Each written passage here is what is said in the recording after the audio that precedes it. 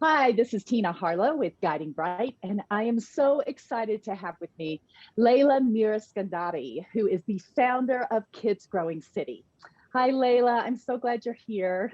Hello, Tina. Thank you so much for having me. This is exciting. It is exciting. I love your work, and I would love, first of all, for you to just tell us about what Kids Growing City is. Like, what do you do? Oh, well, Kids Growing City is all about teaching kids how to grow their own food. So we do this, we have programs that we run in schools. We have online programs for teachers to learn how to grow school gardens. And we also have a project. It's a box subscription project. I'm going to show you all about it. This is for parents to grow food with their kids at home. Awesome.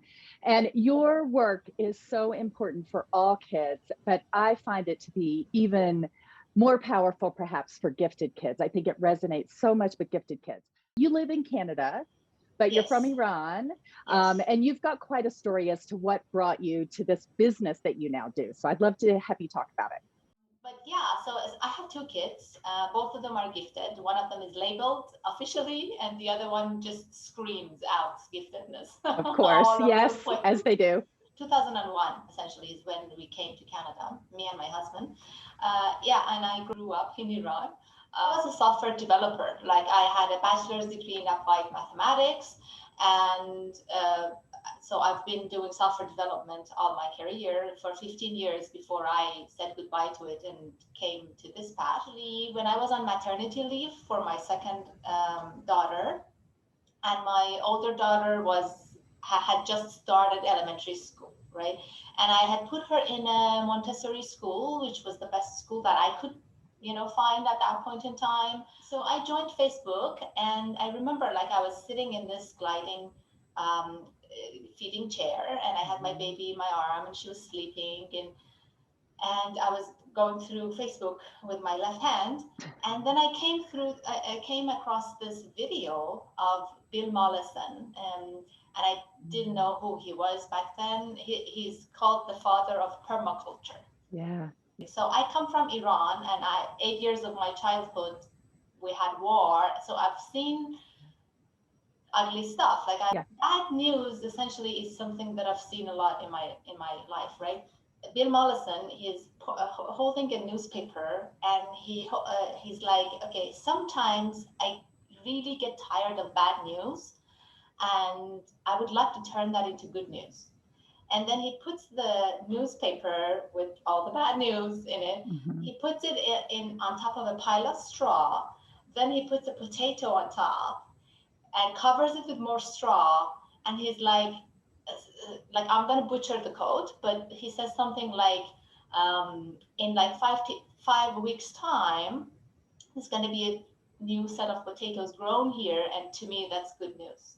How powerful that he actually took the news, the bad news that comes through our Right. media, and then used it to make food, which is such a good thing. That's beautiful. Yeah, but honestly, I couldn't watch the rest of the video because my tears started coming down my face. Mm. All my life, I'd seen bad news, and anybody who tried to do something about it was sacrificing in some way, Yeah. And this was so simple. Yeah. It was such a simple solution, Yeah. that I could do without, going to jail or going to war or, I don't know, chaining myself to anything. You know what I mean? Right. Right.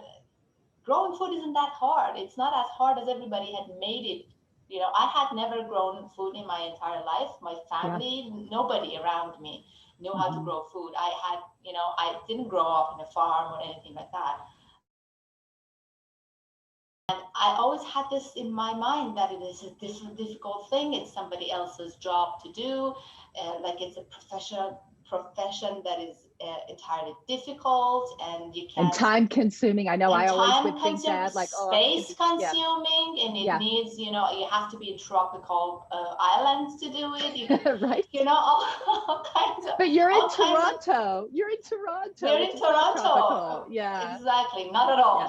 Yeah. It's pretty cold, and all throughout winter, like at least for 3 months entirely, nothing grows.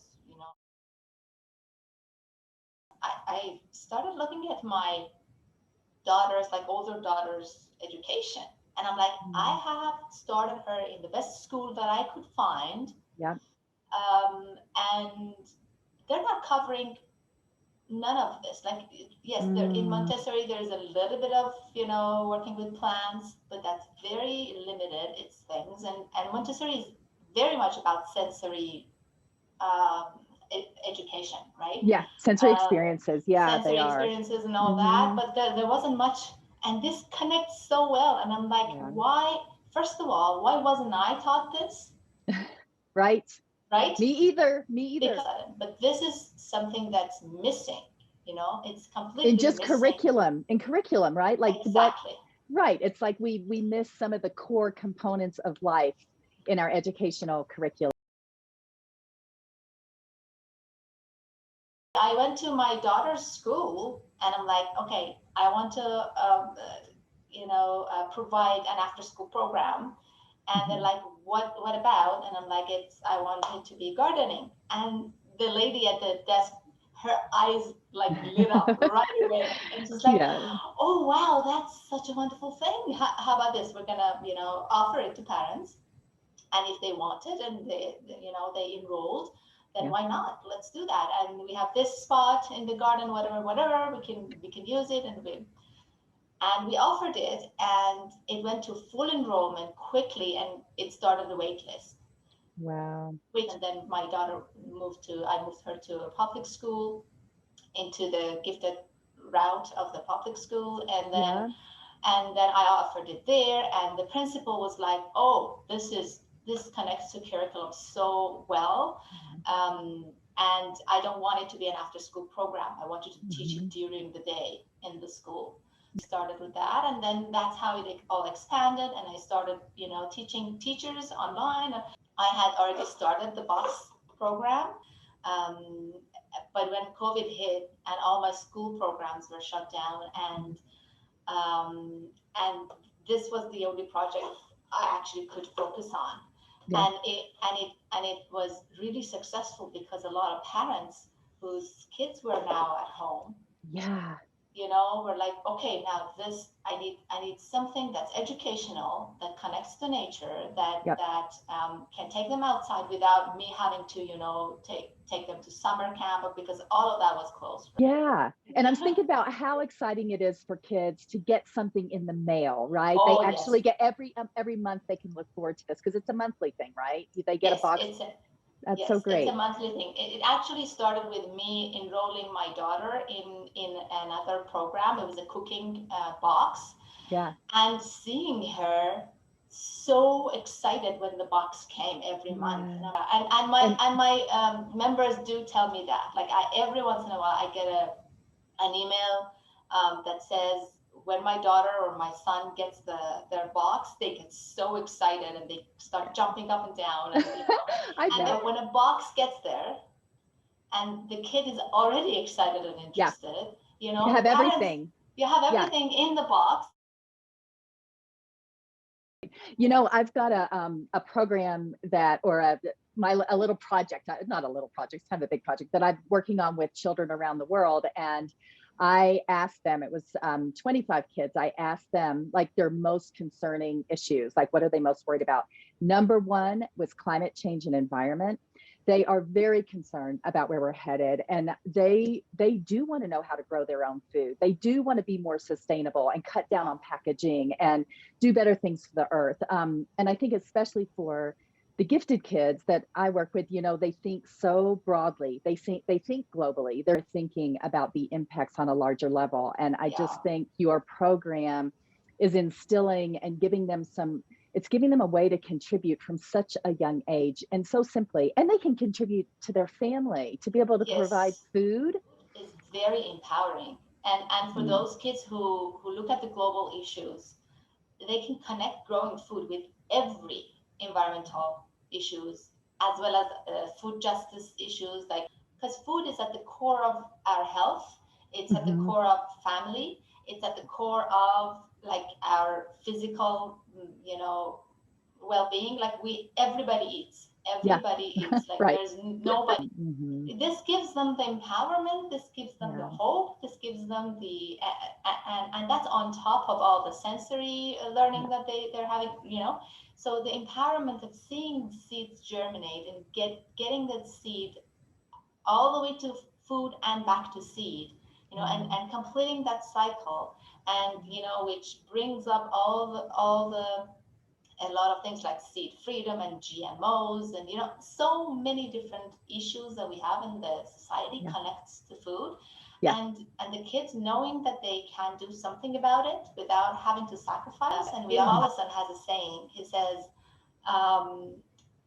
again, I'm going to butcher the quote, but he says something like this. He says, although the problems of this world are increasingly complex, the solutions are embarrassingly simple. And it's so true. You told me a story that I loved about a young boy at a school that was having such a hard time in school. Would you tell that story? Because it's a great one. So, in those very early days that I was running that after school program, so I would go, so this was like at the end of the day, usually, the kids were tired and the teachers were tired and all that. And I would go to the different classrooms and essentially collect all the kids that were enrolled in my program to take them to my classroom and then to the garden and work together.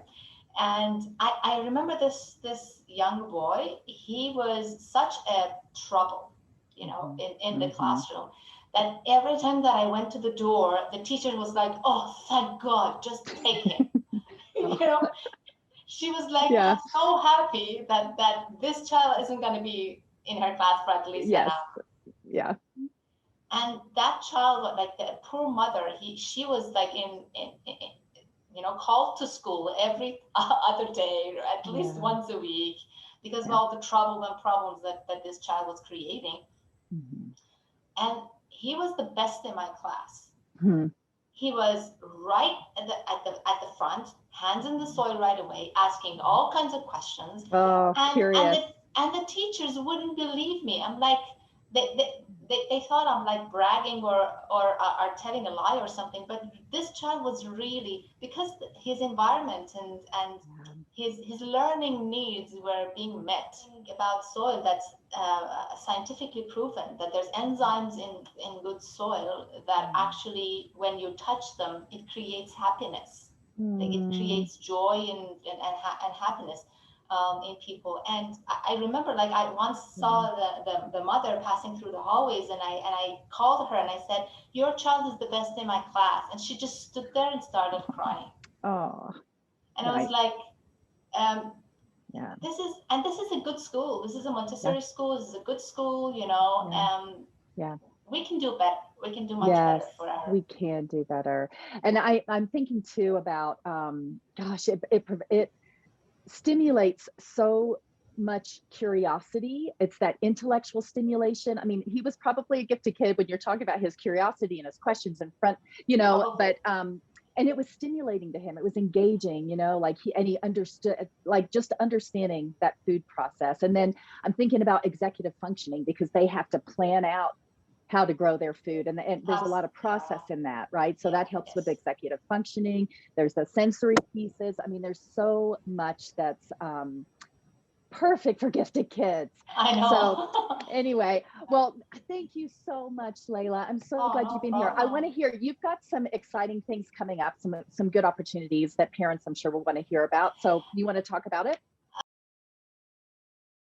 So this box project, it actually has been open for everybody to enroll up until now. We're actually closing the doors to it on midnight Eastern time, April 15th. The reason for that is that I have a lot of amazing ideas, things that I want to include in the box, but I need to purchase bulk.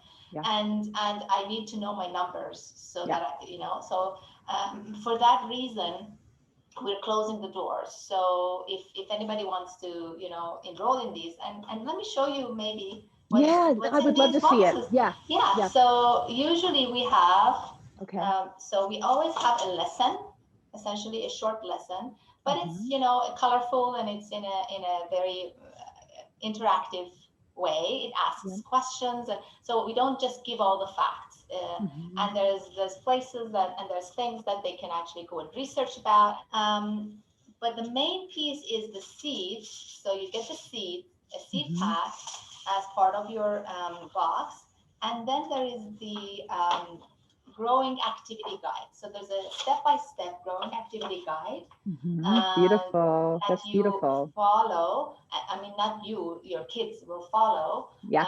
And then you don't have to know how to do this. So all the instructions essentially come, but you have a shopping list that tells you what are all the items that you want to, you know, go and purchase as part of this activity, and the step-by-step activity is there. And then we, you know, at the back we have 2 games, and there's this other things that gets them excited, interested. There's a list of everything that's in your box, and then this is kind of like an engagement activity. So all the activities in the box have points.